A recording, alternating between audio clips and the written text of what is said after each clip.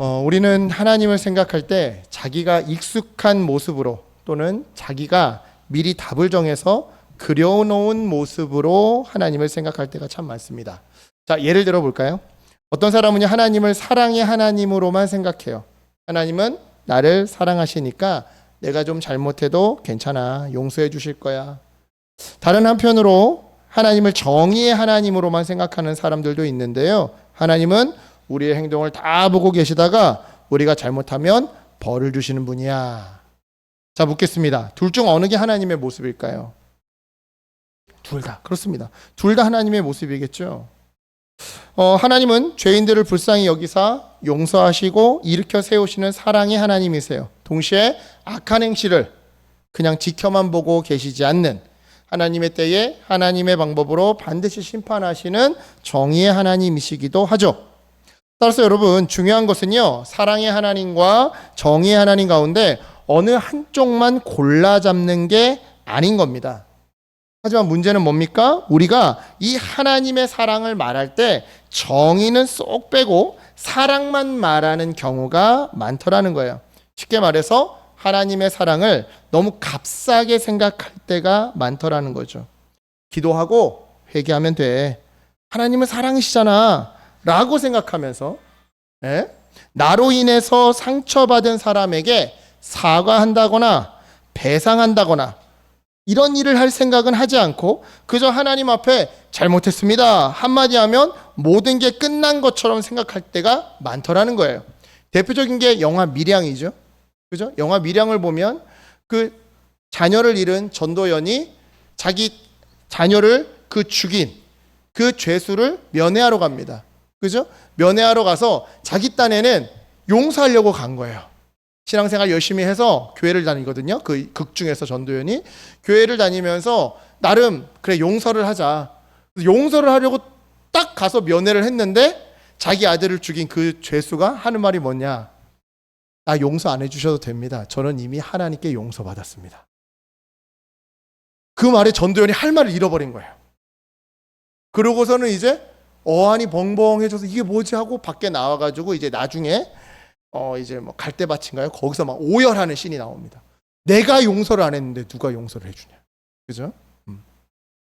다시 말씀드립니다. 하나님의 사랑을 너무 값싸게 생각해요. 그래서 사과한다거나 배상할 생각은 하지 않고 그냥 하나님께 잘못했습니다. 하나님이 나 용서해 주셨다 하면 모든 게 끝난 것처럼 생각할 때가 많더라는 거예요. 하지만 여러분, 성경이 말하는 회개는요, 그렇게 값싼 게 아닙니다. 특별히 내가 다른 사람에게 실제적인 피해를 줬다면 하나님께 잘못했다고 고백하는 것만으로 끝나서는 안 된다고 이 성경은 아주 분명하게 말하고 있죠. 즉 손해를 입혔다면 갚아야 하고 상처를 줬다면 사과해야 한다라고 말하는데요. 따라서 여러분, 하나님을 정말 두려워하는 사람은요, 하나님이 나를 용서해 주시겠지 하면서 자기 잘못을 적당히 넘어가는 사람이 아닌 겁니다. 오히려 자기 삶을 돌아보고 잘못된 것을 바로잡는 사람이 바로 하나님을 진정 사랑하는 마음으로 두려워하는 사람, 간단히 말해 경외하는 사람인 거죠. 이런 의미에서 오늘 본문은 우리에게 아주 중요한 질문을 던지는데요. 하나님을 두려워한다는 건 도대체 뭘까라는 질문이에요. 하나님을 두려워한다는 건 도대체 뭘까? 생각해 봅시다. 하나님을 경외한다는 게 과연 뭘까요? 뭐 예배 시간에 뭐 지각하지 않는 거, 뭐 설교 시간에 뭐 졸지 않는 거, 매일 아침마다 빠지지 않고 거르지 않고 큐티하는 거, 물론 이런 부분들도 어느 정도는 필요할 겁니다. 불필요하다라는 게 아니에요. 하지만 오늘 본문은요, 하나님을 경외한다라는 것은 단순히 뭐 지각했냐 아니냐 이런 게 아니라 결국 삶의 선택이 달라지는 것이라고 말하는데요. 어떤 내용인지 우리 본문을 먼저 좀 살펴보도록 하겠습니다.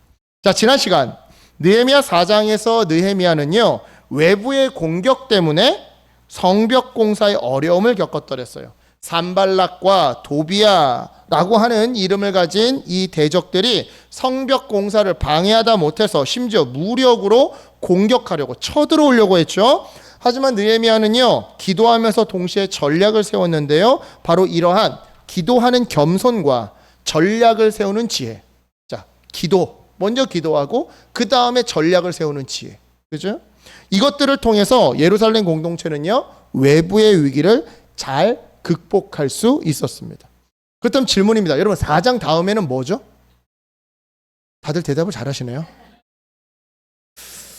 다들 훌륭하십니다.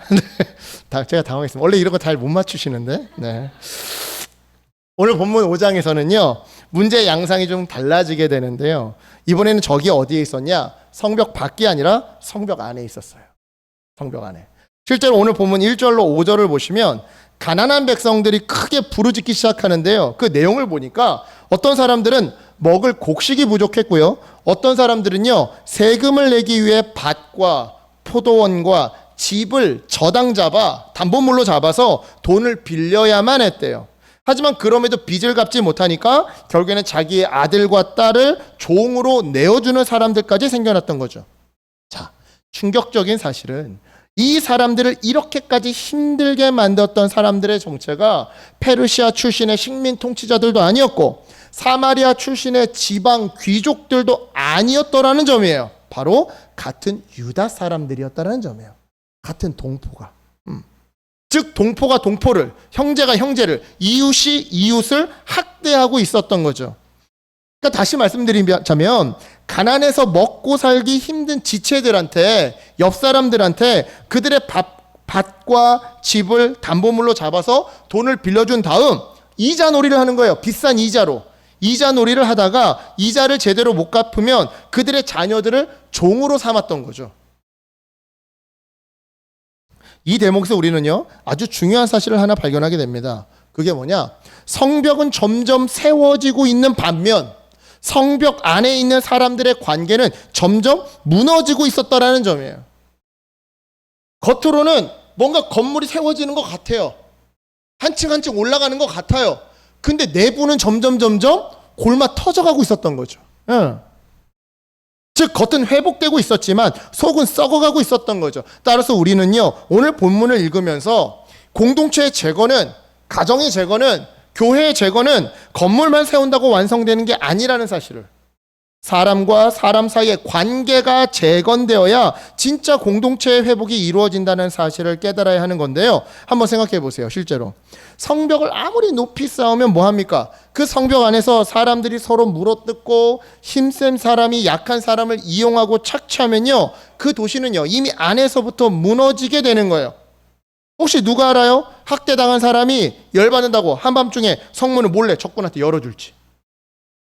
실제로 여러분, 페르시아가 어떻게 해서 바벨론을 정복했느냐? 바벨론 내부에서 분열이 일어나요. 그래서 바벨론의 왕이 저기 외곽 지역 시철 나가 있는 동안에 내부에 있는 제사장들이 문을 열어준 겁니다.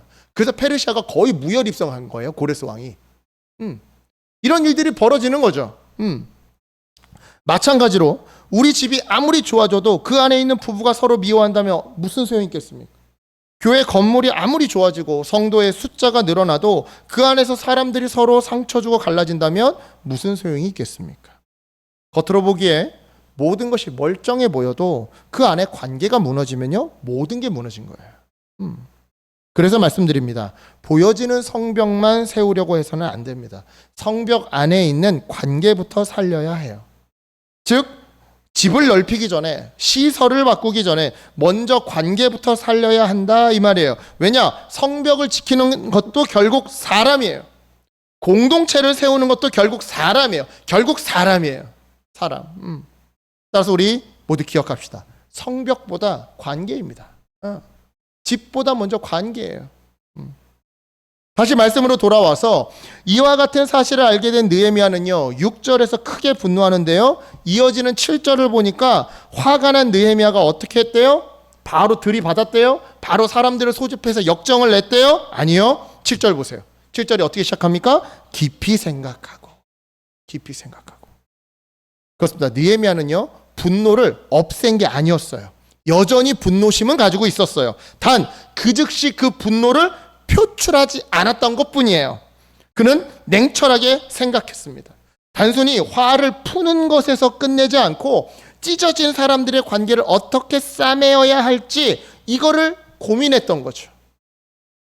그렇습니다. 불의함을 보고 화가 나는 것, 그거 자체가 잘못은 아닙니다. 우리 거룩한 분노라는 표현도 있죠. 분노하는 거 그 자체가 잘못은 아니에요. 오히려 누군가 부당하게 피해를 입고 있는데, 친구가 왕따를 당하고 있는데, 동료가 무시를 당하고 있는데, 같은 교회 지체가 억울한 일을 당하고 있는데 아무렇지도 않다면 그게 더 문제일 수도 있죠. 무관심일 수 있으니까, 애정 없음이 될 수도 있으니까. 중요한 것은 느헤미야가 분노에 자기 마음의 운전대를 맡기지 않았다라는 점이에요. 분노라는 감정에 자기 마음의 운전대를 맡기지 않았다. 제가 이 문장을 이번 주에 써놓고 얼마나 반성했는지 몰라요. 제가 요즘에 다운힐을 보면서 이 분노가 제 마음의 운전대를 핸들링 하려고 할 때가 굉장히 많은데 쉽지 않습니다. 그죠? 쉽지 않은데 느헤미야는 쉽지 않지만 그걸 주님의 은혜로 했더라는 거죠. 그죠? 그는 화난다고 막 들이받지 않았고요. 감정이 시키는 대로 사람들을 몰아세우지도 않았습니다. 대신 그 문제를 어떻게 바로잡을 것인지를 깊이 그리고 충분히 생각했던 거죠. 그런 다음에, 생각한 다음에 사람들을 불러 모아서 책망했던 건데요. 이 대목에서 주님이 오늘 우리에게 주시는 첫 번째 메시지가 있습니다. 그게 뭐냐? 바로 하나님을 두려워하는 사람은 불의함을 외면하지 않는다라는 메시지. 첫 번째 뭐라고요? 하나님을 두려워하는 사람은 불의함을 외면하지 않는다. 외면하지 않는다. 본문 9절입니다. 우리 함께 읽겠습니다. 9절. 오늘 본문 9절입니다. 우리 주보 보시죠. 함께 읽겠습니다. 9절 시작. 내가 또 이르기를 너희의 소행이 좋지 못하도다. 우리의 대적 이방 사람의 비방을 생각하고 우리 하나님을 경외하는 가운데서 행할 것이 아니냐. 아멘. 쉽게 말해, 여러분이 하는 일은 옳지 않다. 여러분이 하는 일을 이방인 원수들이 들으면, 알면 우리를 비웃을 거다. 그러니까 하나님 두려운 줄 알아라 라고 느헤미야가 말했던 거예요. 쉽게 말하면. 야, 세상도 들으면 비웃을 거야. 지금 이렇게 이야기한 거예요. 방금 읽은 이 부분에서 9절 끝부분에 기록된 우리 하나님을 경외하는 가운데 행할 것이 아니냐라는 표현에 한번 주목해 보세요. 같은 표현을 새번역 성경은 이렇게 번역해 놓았습니다. 하나님을 두려워하면서 살아야 합니다. 하나님을 두려워하면서 살아야 합니다. 그렇습니다. 느헤미야에게 있어 하나님을 두려워한다라는 것은요, 단순히 하나님을 무서워하는 감정의 문제가 아니었어요. 단순한 감정의 문제가 아니었어요. 하나님이 보고 계신다라는 것을 의식하면서 잘못된 것을 그냥 넘어가지 않는 삶, 그 삶이었던 거죠. 삶. 가령 형제가 고통받고 있다고 해봅시다. 그 상황에서 괜히 일 크게 만들지 말자. 좋은 게 좋은 거지.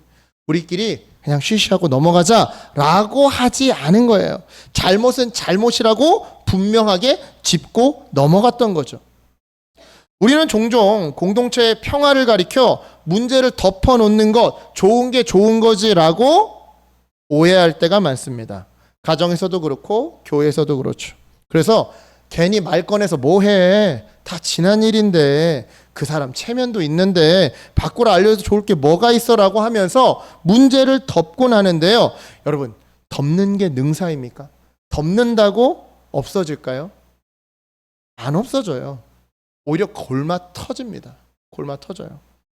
실제로 제가 그랬어요. 사춘기 때 이 집안에 있는 문제를 교회 사람들이나 동네 사람들이 몰라야 했어요. 그러니까 이제 어떻게 하는 겁니까? 교회 친구들이나 동네 친구들이 집에 놀러 오면 아무도 없는 척 문을 안 열어주는 거예요. 문을 안 열어주는 거예요. 지금 우리 집의 이 상황이, 이 문제 현장이 놀러 온 친구들을 통해서 교회나 동네로 이제 퍼지면 안 되니까 집에 제가 있는데도 안 열어주는 거예요. 그 습관이 꽤 오래됐었습니다. 오랫동안 지속되었어요. 그 결과 저는 지금도 친구들을 안 만납니다. 어떻게 보면 좋은 남편이죠. 친구들 만나러 안 나가니까. 진짜예요. 저희 아내한테 물어보세요. 친구들이 카톡이 와요. 이 언제 모인다. 안 나갑니다. 네. 사실은요, 못 만나는 거예요. 안 만나는 게 아니라 못 만나는 겁니다. 만나서 뭘 어떻게 해야 할지를 모르겠어요. 만나서 뭘 어떻게 해야 할지를 모르겠어요. 자, 교회에서도 마찬가지예요. 제가 제일 못하는 게 스몰 토크입니다. 이번 한 주 어떻게 지내셨어요? 제가 이런 거 잘 안 여쭤보죠. 못해요. 네. 만나서 뭘 어떻게 해야 할지를 모르겠어요. 차라리 성경을 가르치라라고 하고 상담을 하라고 하면 잘합니다. 기능은 잘해요.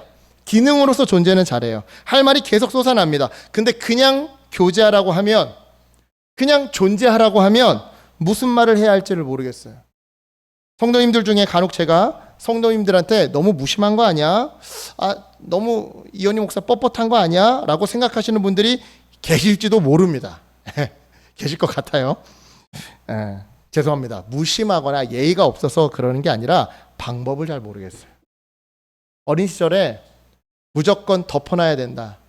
이걸 누군가한테 오픈해서 나한테 이런 어려움이 있는데 어떻게 하면 좋을지 모르겠어요. 라고 SOS를 청했어야 되는데 그러지 않고 그냥 덮어놓고 살았던 시절이 너무 길다 보니까 모르는 거예요. 내가 뭔가 역할이 있으면 막 하는데 역할이 없이 그냥 앉아있으라고 하면 무슨 말을 해야 될지 모르는 거죠. 그래서 여러분께 말씀드립니다. 제가 정말 예의가 없거나 관심이 없어서 그런 게 아니라 잘 몰라서 그런 거니까 이해를 부탁드립니다. 그리고 좀 알려주세요. 제가 가만히 멀뚱히 앉아있으면 알려주세요. 이럴 때는 이런 이야기를 하는 거예요, 목사님 하고 알려주세요. 각설하고요. 다시 본론으로 돌아와서 여러분 문제를 덮잖아요. 그러면 낫는 게 아니라 곪습니다. 생각해 보세요. 상처를 계속 감추기만 하면요, 치료받을 수 없어요. 의사에게 보여줘야 어디가 문제인지 알고 치료할 수 있는 거잖아요. 마찬가지입니다. 가정 안에서도 잘못된 것이 있으면 인정할 수 있어야 해요. 아버지가 자녀에게 이번 일은 아빠가 잘못했어 라고 말할 수 있어야 하고요. 아내가 남편에게 지난번 일은 분명히 내 잘못이었어 라고 말할 수 있어야 한다고요. 그냥 뭐 넘어갔으니까 하면 안 된다고요. 교회도 마찬가지입니다. 공동체 안에서 잘못된 일이 벌어졌다 그러면 교회 체면 때문에 무조건 숨기는 게 믿음이 아니에요. 오히려 공동체 앞에서 잘못된 것을 바로잡고 피해 입은 사람에게 책임 있는 사죄와 배상을 하는 게 진정 믿음인 거죠. 관련해서 잠언 28장 13절은 이렇게 증언합니다. 자기의 죄를 숨기는 자는 형통하지 못하나 죄를 자복하고 버리는 자는 불쌍히 여김을 받으리라. 아멘. 하나님을 두려워하는 사람은요, 자기의 체면을 잃는 것보다 하나님을 더 두려워합니다. 그래서 잘못을 외면하지 않아요. 느헤미야가 바로 그랬던 겁니다. 그래서 그는 귀족들에게 문제 제기만 하고 끝내지 않고 이방인들에게 부끄러울까 봐 그냥 덮어놓고 쉬쉬하지 않고 오늘 보면 10절, 11절에서 실제적인 변화를 요구했던 거죠. 이에 12절로 13절에서 귀족들과 관리들은요, 느헤미야의 말대로 하겠다고 약속을 하고 실제로 그 맹세대로 실천을 하는데요, 이처럼 진짜 회개는요, 말에서 끝내지 않습니다. 남에게 손해를 입혔다면 갚아주고 상처를 줬다면 사과하고 잘못된 구조가 있다면 뜯어 고치는 게 진정 하나님을 두려워하는 삶이더라 이 말이죠. 따라서 여러분, 우리 안에 잘못된 것이 있다면 외면하지 마시기 바랍니다. 잘못했으면 인정하고 고쳐야 할 것이 있으면 고치고 책임져야 할 것이 있으면 우리 책임집시다. 이것이 하나님의 심판이 무서워서 그냥 벌벌 떠는 무늬만 하나님을 경외하는 사람이 아니라 하나님이 보고 계시기에 내 삶의 잘못을 그냥 방치하지 않는 진짜 하나님을 경외하는 사람입니다. 이어서 오늘 본문을 통해 주님이 주시는 두 번째 메시지는요, 하나님을 두려워하는 사람은 자기 권리보다 이웃의 짐을 먼저 본다라는 메시지. 자기의 권리보다 이웃의 짐을 먼저 본다. 자, 본문 14절로 19절을 한번 눈으로 훑어보시면서 들어보세요. 그 부분을 보시면요, 느헤미야가 자기의 이야기를 담담하게 풀어갑니다. 보세요. 느헤미야는요, 유다의 총독이었어요. 그러니까 총독으로서 마땅히 누릴 수 있는 권리가 있었죠. 실제로 이전 총독들은요, 총독의 녹으로, 이 녹이라는 게 조금 이해하기, 그 당시에 녹이, 이 시대 페르시아의 녹이 조금 이해하기 어려워서 길게 설명드릴 수가 없으니까 그냥 대충 쉽게 이해하자면 일종의 월급이에요. 월급 명목으로, 그러니까 정부에게 받는 월급이 있고요, 또 백성들한테 세금처럼 받아내는 월급이 있는데 그걸 의미하는 거예요. 여기서의 지금 본문의 총독의 녹은요, 백성들에게 이 월급 명목으로 양식과 포도주를 받았고요, 은도 거두었는데요.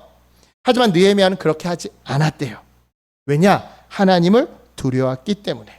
바로 15절 내용인데요. 우리 15절 한번 읽어보겠습니다. 본문 15절 함께 읽겠습니다. 시작. 나보다 먼저 있었던 총독들은 백성에게서 양식과 포도주와 또 은 40세겔을 그들에게서 빼앗았고 또한 그들의 종자들도 백성을 압제하였으나 나는 하나님을 경외함으로 이같이 행하지 아니하고. 아멘. 여러분, 오늘 설교에서 딱 한 구절만 기억하라고 한다면 저는 방금 읽은 이 구절의 마지막을 기억하시라고 권해드리고 싶어요. 나는 하나님을 경외함으로 이같이 행하지 아니하고. 나는 하나님을 경외함으로 세상과 같이 행하지 아니하고. 나는 하나님을 경외함으로 내 옆에 저 아무개처럼 행하지 아니하고. 그렇습니다. 느헤미야는 받을 자격이 없어서 안 받은 게 아니었어요. 합법적으로 충분히 받을 수 있었어요. 그런데 백성들의 형편을 보니까 도저히 받을 수가 없었던 거죠. 즉 관리자의 입장에서 내가 어떻게 하면 이전 총독들처럼 받을 수 있을까라는 경영학적 생각보다 같은 서민의 입장에서, 같은 성도의 입장에서 내가 이걸 받으면 백성들이 얼마나 더 힘들어질까라고 하는 이해와 공감을 선택했던 겁니다. 여러분, 이게 바로 하나님을 두려워하는 삶이에요. 즉 하나님을 두려워하는 사람은 내가 어디까지 누릴 수 있을까를 먼저 계산하지 않더라는 거예요. 오히려 내가 무엇을 내려놓으면 다른 사람이, 우리 회사가, 우리 가정이, 우리 교회가 조금이라도 살 수 있을까를 먼저 고민하더라는 거죠. 내가 어디까지 누릴 수 있을까 보다 먼저 내가 어디까지 내려놓으면, 내가 무엇을 내려놓으면 우리 공동체가 더 숨 쉴 수 있을까. 뿐만 아닙니다. 느헤미야는 백성들에게서 받는 자기 이 월급을 내려놓는 것으로 끝내지 않고 17절을 보시면 유다 사람들과 관리들 150명 그리고 주변에서 찾아오는 사람들까지 자기 식탁에서 먹였는데요. 물론 페르시아 정부로부터 받는 월급은 있었습니다. 하지만 백성들에게서 받는 녹은 포기한 상황에서 왜 이렇게까지 손님들을 접대했던 걸까요? 왜 이렇게까지 주변 사람들까지 다 바리바리 집으로 데리고 와가지고 먹여 살렸던 걸까요? 네. 왜 그랬던 걸까요? 18절에 그 다음이 나옵니다. 18절 마지막을 보시겠어요? 18절 마지막에 백성의 부역이 중함이었기 때문이었어요. 쉽게 말해 백성들이 이미 너무 힘들었기 때문에 굳이 안 해도 되는 이런 섬김을 나서서 했더라 이 말이죠. 그렇습니다. 하나님을 두려워하는 사람은요, 다른 사람의 짐을 볼 줄 알아요. 내가 받을 권리가 있는데 왜 안 받아? 내 돈 가지고 내가 쓴다라는데 뭐가 문제야? 라고 말하지 않더라는 거죠. 그래서 때로는 받을 수 있음에도 불구하고 받지 않는 선택도 하는 건데요. 왜냐? 내가 조금 덜 가지면 누군가가 조금 덜 힘들 수 있거든요. 내가 조금 덜 가지면 누군가가 조금 더 편할 수 있거든요. 그래서 권리가 있음에도 권리를 내려놓는 선택을 하는 거죠. 여담이지만 세상을 살아보니까요, 더 없는 사람이 상대적으로 덜 없는 사람들을 도와주더라고요. 요즘에는 이제 교회에서 그런 문화가 많이 사라졌는데, 예전에는 교회에서 이제 막 헌금하고 뭐 선교 헌금하시다, 뭐 구제 헌금하시다 그러면 중산층 성도님들보다 꼭 떡볶이 장사하시는 권사님들, 그죠? 꼭 폐지 줍는 이 어르신 집사님들이, 그죠? 그럼 옆에서 봐도 권사님 좀 안 하셔도 돼요. 집사님은 좀 안 하셔도 돼요. 그런 분들이, 그죠? 살아보니까요, 더 없는 사람이 상대적으로 덜 없는 사람을 도와주더라고요. 그리고 이런 사람이 진정 하나님을 두렵고 떨림으로 사랑하는 지혜 있는 사람이더라고요. 내 코가 석자인데도 나보다 덜 석자인 사람을 도와주는 사람. 감사하게도 느헤미야가 바로 이런 사람이었던 것 같습니다. 즉 하나님의 마음을 알기에 자신의 권리를 내려놓고 백성들의 짐을 덜어주었던 사람이 바로 느헤미야였더라 이 말이죠. 그런데 오늘 본문의 메시지는요, 단순히 이 지점에서 멈추지 않습니다. 즉 단순히 돈을 빌려주고 이자를 받았다라고 하는 그 경제 행위 자체만 고발하고 끝나지 않더라는 거죠. 정말 심각한 문제는 더 깊숙한 마음에 있었음을 알려주는데요, 바로 다른 사람의 절박함을 자기 이익의 기회로 삼았다라는 점이에요. 맞잖아요. 먹고 살기도 어려운 형제에게 일단 돈을 빌려줍니다. 그리고는 갚지 못하면 땅을 가져가고 그래도 안 되면 자녀들까지 종으로 삼는단 말이죠. 그러니까 한마디로 남의 위기를요 나의 기회로 삼았던 거예요. 씁쓸한 것은 이러한 악이 오늘날에도 반복되고 있더라는 점이에요. 보세요. 상대방이 절박하다는 것을 이용해서 불리한 조건으로 계약을 합니다. 도움이 필요한 사람의 약점을 붙잡아서 자기 이익을 챙깁니다. 또 내가 힘이 있다라는 이유로 약한 사람의 권리를 가볍게 여겨요. 직장에서 내가 상급자라는 이유로 하급자의 권리를 가볍게 여겨요. 여러분, 오늘날에 이루어지는 이 문제들이요 모두 다 느헤미야 5장의 문제와 다 연결되어 있어요. 즉 세상은 15절 마지막 구절을 패러디해서 표현해 보자면 하나님을 경외하지 않는 세상은 이같이 행하더라 이 말이죠. 하나님을 두려워하지 않으니까. 하지만 반대로 하나님을 경외하는 사람은요 이 사람에게서 내가 무엇을 더 얻어낼 수 있을까를 먼저 고민하지 않습니다. 내가 이 사람의 짐을 어떻게 조금이라도 덜어줄 수 있을까를 먼저 물어봐요.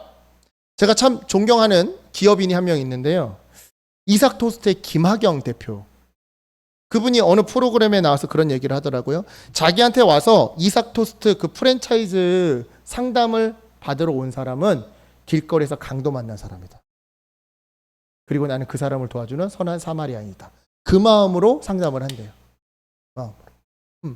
그러니까 가맹점주가 한 명 더 늘어서 내가 무엇을 얻을 수 있을까를 생각하는 게 아니라, 그걸 먼저 생각하는 게 아니라 내가 이 사람의 이 경제적 어려움을 어떻게 조금이라도 덜어줄 수 있을까를 먼저 물어본다라는 거죠. 그리고 이것은 단순히 윤리의 문제나 성품의 문제가 아니라 신앙의 문제로 우리에게 다가옵니다. 왜냐? 바로 예수님의 말씀 때문인데요. 마태복음 25장에서 예수님은 이렇게 말씀하십니다. 25장 40절이에요. 여기 내 형제 중에 지극히 작은 자 하나에게 한 것이 곧 내게 한 것이니라. 그러니 34절입니다. 나와 창세로부터 너희를 위하여 예비된 나라를 상속받으라. 그렇습니다. 가난한 이웃을 돌보는 것은요 단순히 착한 사람이 되는 문제가 아니에요. 신앙의 문제예요. 다만 여기서 오해하시면 안 되는 게 있는데요, 우리가 가난한 사람을 도와줬기 때문에 천국 가는 것은 아닙니다. 인간의 선행이, 우리의 구제 행위가 우리를 구원하는 것은 아니더라 이 말이죠. 우리를 구원하시는 분은 오직 예수 그리스도 한 분뿐이셔요. 아멘? 네.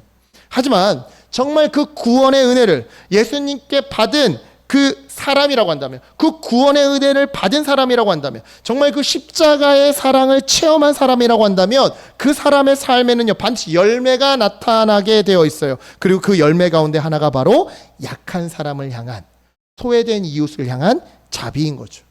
왜요? 연약한 나를, 소외되었던 나를 구원하시기 위해, 자격 없는 나를 구원하시기 위해 자기의 권리를 내려놓으신 존재가 바로 예수 그리스도시니까. 이런 의미에서 오늘 본문은요 우리의 시선을 느헤미야에게서만 멈추는 것이 아니라 뛰어넘어 예수님을 바라보게 합니다. 느헤미야는 총독으로서 자기가 누릴 수 있는 권리를 내려놓았어요. 하지만 예수님은요 그보다 훨씬 더 큰 권리를 내려놓으셨습니다. 그분은 하나님의 아들이셨지만 자기를 낮추셨고요, 섬김을 받으러 오신 것이 아니라 섬기러 오셨어요. 즉 우리가 갚을 수 없는 죄의 빚을 대신 짊어져 주시사 우리를 살리기 위해 자기 생명까지 내어주셨더라 이 말이죠. 따라서 여러분, 우리가 이웃을 돕는 이유가 뭐인 거예요? 천국 티켓을 사기 위해서입니까? 아니에요. 뭐 하나님께 점수 따서 축복받고 잘 풀리는 인생 살기 위해서입니까? 아니에요. 이미 예수님께서 모든 것을 내어주시사 나의 짐을 짊어져 주셨기 때문에 그 은혜를 받은 나 역시 다른 사람의 짐을 짊어져 주는 거예요. 즉 예수님이 내게 그래 주셨듯 나도 누군가에게 그래 주는 게 이유의 전부더라 이 말이죠. 받은 사랑 흘려보내기. 받은 사랑 흘려보내기. 이런 맥락에서 오늘 본문 마지막 19절에서 느헤미야는 이렇게 기도했던 겁니다. 자, 우리 19절 한번 읽어보실까요? 5장 19절, 느헤미야 5장 19절 함께 읽습니다. 시작. 내 하나님이여, 내가 이 백성을 위하여 행한 모든 일을 기억하사 내게 은혜를 베푸시옵소서. 아멘. 참 멋있는 기도입니다. 멋있는 기도문이에요. 자, 방금 읽은 이 19절을 오해하시는 분들이 간혹 있어요. 어떻게 오해하시느냐? 내가 총독 월급도 포기했고 이렇게 사람들도 많이 먹였는데 나 좀 알아주세요. 주님. 알아주셔서 저 승진하게 해주세요. 술권원장보다 더 높은 걸로 어떻게 좀 이렇게 승진 좀 시켜주세요. 총독보다 좀 높은 걸로 승진시켜주세요. 부자 되게 해주세요. 라고. 그러니까 느헤미야의 기복기도 또는 기브 앤 테이크 거래 기도로 오해하는 분들이 있더라 이 말이죠. 하지만 이 기도는요, 하나님께 박수 쳐달라고 한 기도가 아니었습니다. 사람들로 하여금 나의 노고를 알게 해달라고, 그래서 사람들한테 인기를 얻게 해달라고 드린 기도도 아니었고요, 내가 이만큼 희생했으니까 이만큼 성공으로 되돌려달라고 드린 거래 기도도 아니었어요. 느헤미야의 이 19절 기도는요, 자기가 행한 일에 대한 최종적인 평가와 보상을 하나님께 맡겨드리는 기도였어요. 하나님께 요구하는 기도가 아니라 하나님께 맡겨드리는 기도였다고요. 즉 나의 희생을 세상은 몰라줘도 사람들은 몰라줘도 하나님은 알아달라고, 그래서 나로 하여금 이 희생을, 이 사명을 포기하지 않고 완주할 수 있도록 붙들어 주시고 공급해달라고, 네, 그렇게 드린 맡겨드림의 기도였다 이 말이죠. 그렇습니다. 하나님을 두려워하는 사람은요, 사람들이 안 알아줘도 할 일을 합니다. 사람들이 봐주지 않아도 하고요, 아무도 칭찬해주지 않아도 해요. 왜요? 하나님이 보고 계시거든요. 사랑의 눈으로 지켜보시고 만나와 메추라기로 공급해 주시거든요. 그래서 말씀드립니다. 느헤미야처럼 자기 권리를 포기하고 누군가를 돕고 계시는 분 계십니까? 계시죠? 안 계세요? 솔직히 아이를 키우시는 부모님들은 다 여기에 해당될 것 같기는 해요. 그죠? 자기의 권리를 내려놓고 작게 보자면 그죠? 또는 회사에서 또는 지역 사회 속에서 자기의 권리를 내려놓고 누군가를 돕고 계시는 분이 계실 겁니다. 그렇다면 오늘 이 19절 말씀을 내 말씀으로 받았으면 좋겠습니다. 기도로, 내가 하는 기도로 사용했으면 좋겠어요. 주님, 남들은 몰라도 하나님은 아시지요. 제가 포기하지 않도록 만나와 메추라기로 지혜와 능력으로 공급해 주시옵소서. 채워 주시옵소서. 분명 느헤미야에게 역사하신 하나님이 우리에게도 역사해 주실 겁니다. 말씀을 정리합니다. 오늘 본문을 통해 우리 주님은요, 첫째, 하나님을 두려워한다면 불의를 외면하지 말아라. 둘째, 하나님을 두려워한다면 자기 권리보다 이웃의 짐을 먼저 살펴봐 주어라 라고 말씀하십니다. 사랑하는 여러분, 우리는 대부분 누군가를 두려워한다라는 것을 굉장히 부정적인 감정으로 받아들이곤 해요. 실제로 사랑하는 감정 없이 그저 두려워하기만 한다면, 무서워하기만 한다면 이건 분명 부정적인 감정인 게 맞겠죠. 하지만 사랑하기에 두려워한다면 이것은 오히려 긍정적인 자세라고 볼 수 있을 텐데요. 묻겠습니다. 자, 누구를 여쭤볼까요? 우리 천수인 집사님, 우리 아내 박자미 집사님을 두려워하십니까? 예, 그렇죠. 자, 우리 백현 집사님, 지금 기회입니다. 옆에 없습니다. 두려워하십니까? 예. 네, 저보다 나이가 어린 집사님들께만 여쭤봤습니다. 네, 네. 저는 제 아내를 두려워합니다. 사랑하기 때문에 제 아내를 노엽게 만들기가, 제 아내의 화를 돋구기가 싫은 거죠. 그래서 저는요, 너무 하고 싶은데 아내가 싫어한다라고 하면 그 행동을 가급적 안 하려고 노력합니다. 여러분, 이게 바로 사랑하기에 갖는 두려움이에요. 네가 싫어하니까 안 할게. 네가 싫어하니까 안 할게. 즉 좋은 두려움이더라 이 말이죠. 하나님을 두려워하는 삶도 이와 비슷합니다. 하나님을 그냥 마냥 두려워하는 게 아니에요. 하나님을 사랑하기에 두려워하는 거예요. 즉 하나님이 싫다고 하시는데 굳이 그 행동을 해서 하나님을 불편하게 만드는, 하나님의 화를 돋구는 실수는 저지르지 않으려고 노력하는 것이 하나님을 사랑함으로 두려워하는 삶, 경외하는 삶이더라 이 말이죠. 그렇다면 하나님은 무엇을 싫어하시느냐? 불의를 인정하지 않고 좋은 게 좋은 거라며 대충 넘어가는 것을 싫어하십니다. 또한 옆 사람이 어떻게 되든 말든 어떻게 살든 말든 그저 내 앞가림만 하면서 사는 것을 싫어하십니다. 따라서 우리는 어떻게 살아야 하는 겁니까? 가정, 교회, 직장 안에 잘못된 관계가 있다면 그 관계를 바로잡으면서 살아야 하는 거예요. 나아가 내 옆에 힘들어 쓰러져가는 사람이 있다면 그 사람의 짐을 조금이라도 함께 들어주면서 살아야 하는 거죠. 물론 이러한 삶이 쉽지 않습니다. 하지만 우리는 이러한 사랑을 이미 받아봤어요. 나의 이 고칠 수 없는 자기중심성을 드러내 보여주시사 내 삶 속에 어긋난 관계를 바로잡아 주시고 또한 나의 수고롭고 무거운 짐을 대신 짊어져 주시는 사랑, 바로 예수 그리스도의 사랑. 우리는 예수님의 사랑을 이미 받아봤기에 내 옆 사람에게 또한 흘려보낼 수 있습니다. 그리고 무엇보다 성령 하나님이 우리를 도와주시기에 우리는 이러한 삶을 살 수 있습니다. 그러니까 여러분, 이번 한 주 예수님께 받은 사랑을 우리 다시 한번 묵상하시면서 그리고 성령 하나님의 도우심을 간구하면서 하나님을 사랑하기에 두려워하는 삶 사시는 여러분 되셨으면 좋겠습니다. 잘못을 외면하지 않고 약한 사람을 이용해 먹지 않고 내 권리만 주장하지 않고 나아가 내가 가진 것을 내려놓아서라도 내가 속한 공동체를 살리는 또 한 사람의 느헤미야, 또 한 사람의 작은 예수가 되시기를 주님의 이름으로 간절히 축원합니다. 아멘. 기도하겠습니다.